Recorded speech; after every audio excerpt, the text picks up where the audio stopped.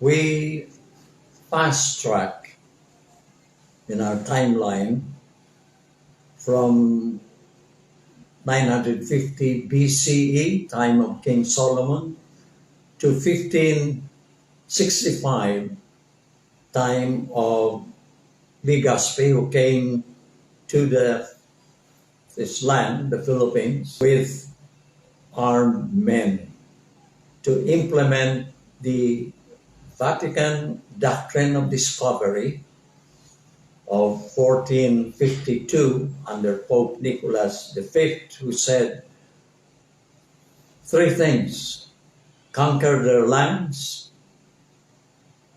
reduce their persons to perpetual slavery, and third, exploit their riches. This was to be the agenda of the Portuguese and the Spaniards, followed later on by the European countries, kings and queens of Europe, to implement the doctrine of discovery in the New World: North America, South America, Africa, and Southeast Asia. Earlier in 1521, Magellan came implementing this doctrine of discovery, but he did not come with weapons. He just came to explore. In 1521, he discovered, the word discovery is taken from the doctrine of discovery of the Vatican of 1452 under Pope Nicholas V. He discovered the Philippines, but he died 1.5 months later. On the 4th year after his death, on the eve of his 4th anniversary, the King of Spain wrote a letter to the commander of a fleet to go to Opango, Tarsis, and Ophir to possess the land. Opango was the ancient name of the land of Japan, but Spain did not bother to occupy that. But they did occupy where Magellan landed, Tarsis and Ophir. In the year 1543, Villalobos came and he gave the name to this land, Philippines. 1565, Legazpi came. He conquered the whole land, except a little, only northern Mindanao at first. And then among the journals, it says that the Spaniards encountered, quote, big bearded men with well-proportioned women, unquote. This was somewhere southern Luzon, most probably Camarines Norte, and more specifically Paracali, that the Spaniards said 1,000 years before, they were already exploring and excavating gold in Paracali. And today, there are still gold mines in Paracali, and exploration and getting of gold still goes on. That's how much gold there is in Paracali. The Spaniards encountered these big bearded men, and they were called Likios. Likios is from the Hebrew word liko, or liket. That means together. And in fact, we have a Tagalog word for that. Together, it is likon. So when Legazpi came, he saw Israelites in the Philippines. Earlier, when Magellan was killed and Pigapetta went to Butuan, he said he saw the king of Butuan pray in this manner. He called God standing, outstretched arm. He called God Abba. Pigapetta was a Spaniard, most probably a Portuguese, and both Spain and Portuguese were under the Muslims for 900 years. He could have mentioned, Pigapetta, that the way the king worship was similar to the Muslims, but no. He lifted up his arms to the sky and called his God Abba. Abba is an Aramaic Hebrew word that means father. That's how that king prayed. We ask the question, how did the Israelites come to the Philippines? We have to go back to King Solomon's time. According to 1 Kings 9 that we read, King Solomon, together with the seamen of King Hiram. Hiram is the king, a close friend of King David, the father of King Solomon. And the seamen of King Solomon and the King Hiram went to Ophir to get gold. And Legazpi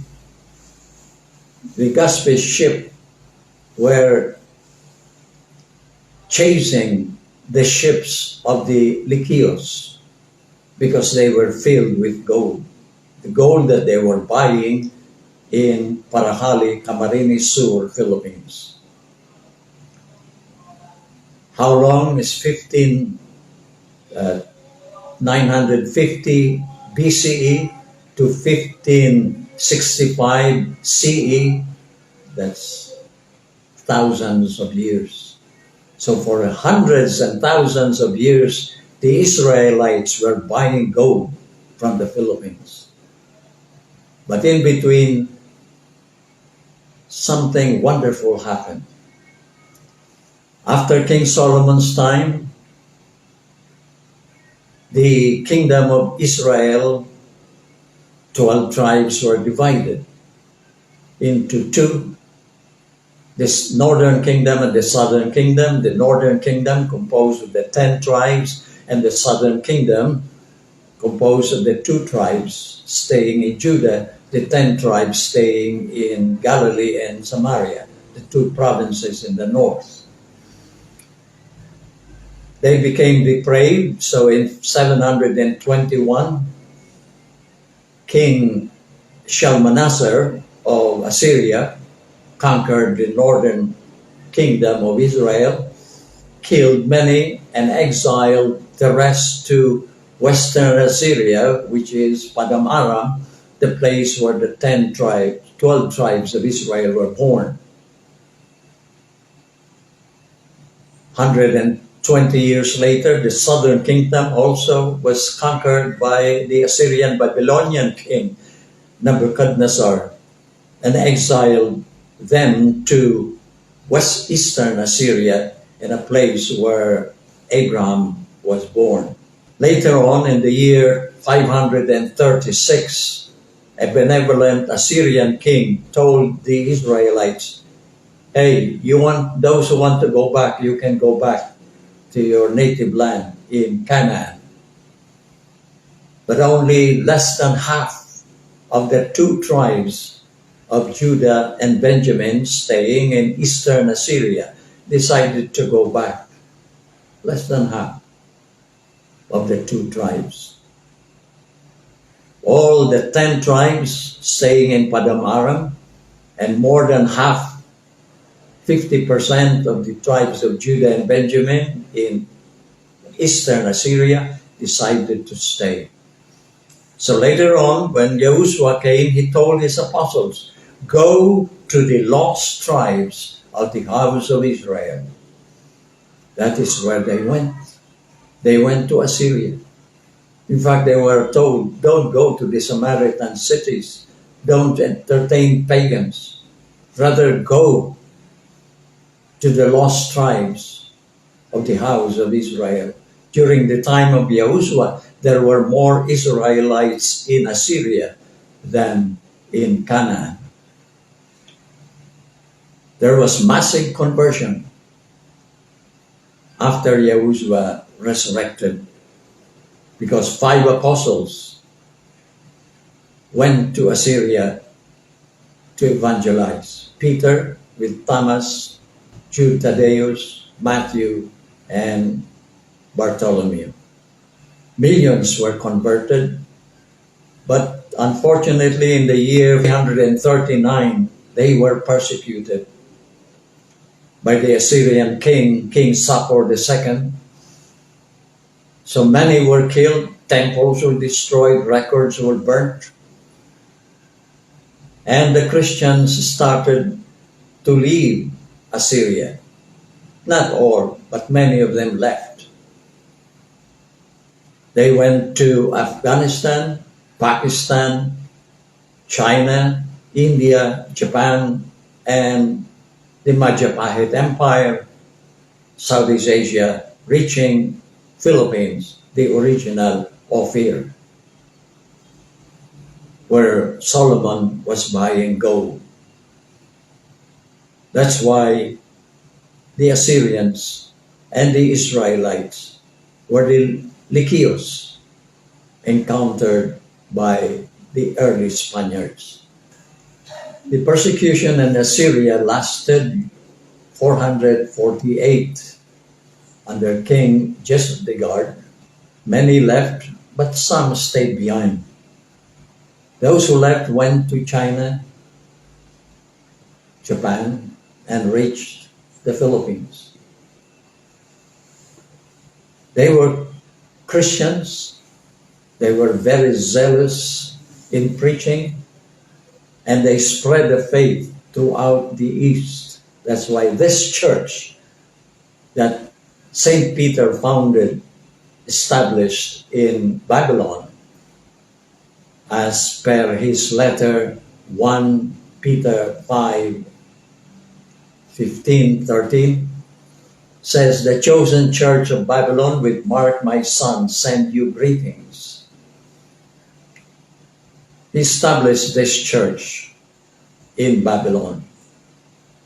4 other apostles evangelized around the East, because the Roman Empire took care of the West together with the Greeks, whereas the East was taken care of by the church founded by St. Peter in Babylon. However, in 488, Rome said everybody now condemned Nestorius for his wrong teaching.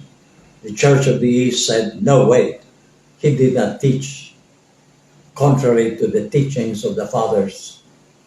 So the Roman Church condemned the Church of the East, calling it Nestorian and excommunicating it.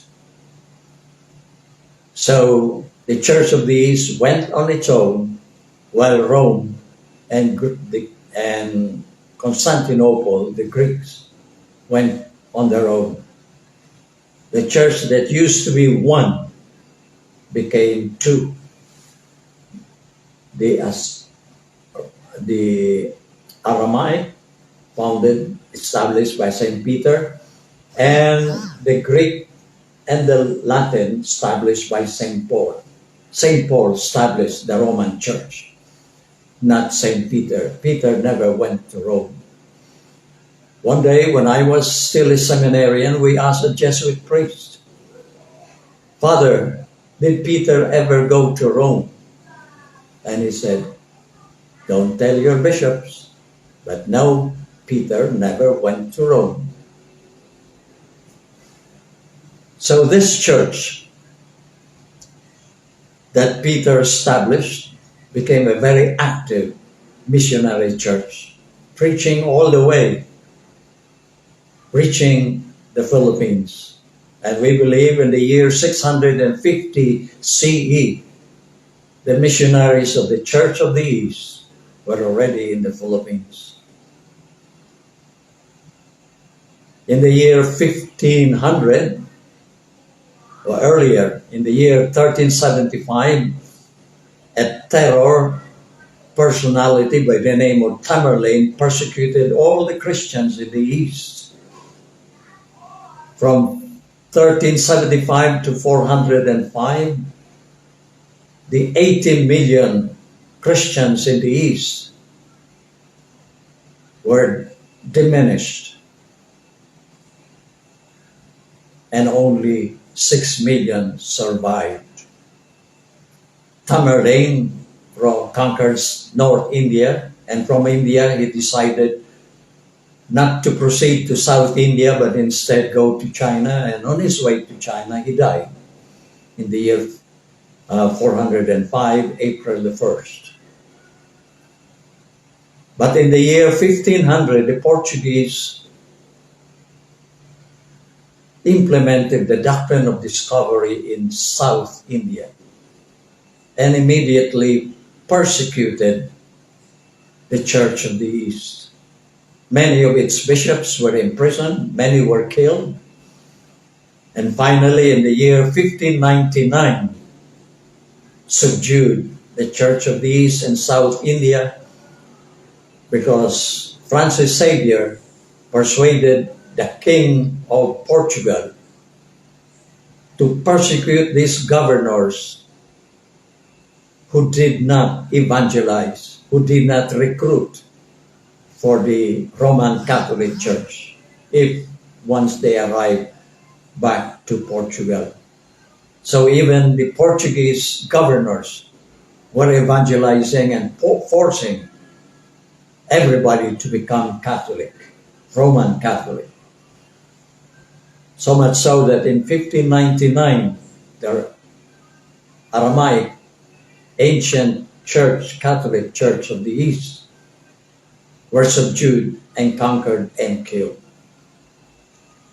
And those Spaniards in the Philippines, met by the Spaniards in 1565, they were the remnants. They were the ones who could not go back to Assyria and to Israel because the return route was cut off, first by Tamerlane, then by the Roman Church. Many Israelites are still in the Philippines. Our Bishop Ezekiel, his father is Japanese, but has Israelite blood. I met a tall fellow, not kinky hair, but he said he is an IP, indigenous people, Katutubo, of the Higa-Onon tribe. And he said, my forefathers were Israelites. We came from Israel. So today we can say that in the Philippines, we have Israelites and Assyrians. Because for hundreds of years, first the Israelites, then at the downfall of Israel, because everything in Canaan, Palestine, became Muslim. But the Christians in Assyria continued trading gold, and the Christians continued evangelizing. They reached the Philippines. They evangelized the Philippines. That's why my letter to Baghdad telling them, please come and take us because you were once here. Finally, in 2008, they came and took us. Today, we can proudly say that we belong to the Mother Church. The Mother Church, as Bishop Donovan said, is the Aramaic Catholic Church founded by St. Peter.